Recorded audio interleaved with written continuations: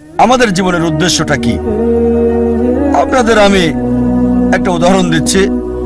একবার একজন লোক তার প্রতিবেশীকে বলল, আপনার কুকুরটা সব সময় গাড়ি দেখলে তার পিছনে ধাওয়া করে। ভাবছি এই কুকুরটা কখনো কি গাড়িটাকে ধরতে পারবে? প্রতিবেশী উত্তর দিল,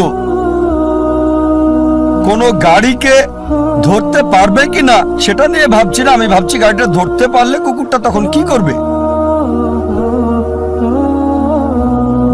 আর প্রতিবেশী কুকুরটার মালিক, সে কিন্তু বুঝতে পারছে গাড়িটাকে ধরতে পারলে সে কুকুরটা তখন কি করবে।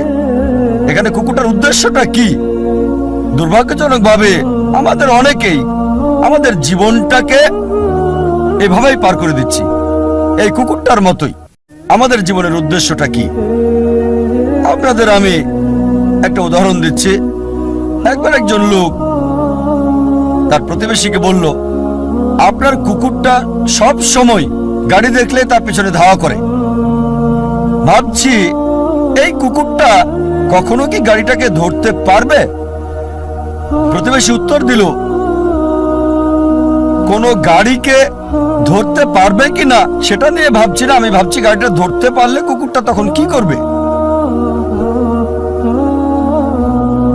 আর প্রতিবেশী কুকুরটার মালিক, সে কিন্তু বুঝতে পারছে গাড়িটাকে ধরতে পারলে সে কুকুরটা তখন কি করবে। এখানে কুকুরটার উদ্দেশ্যটা কি?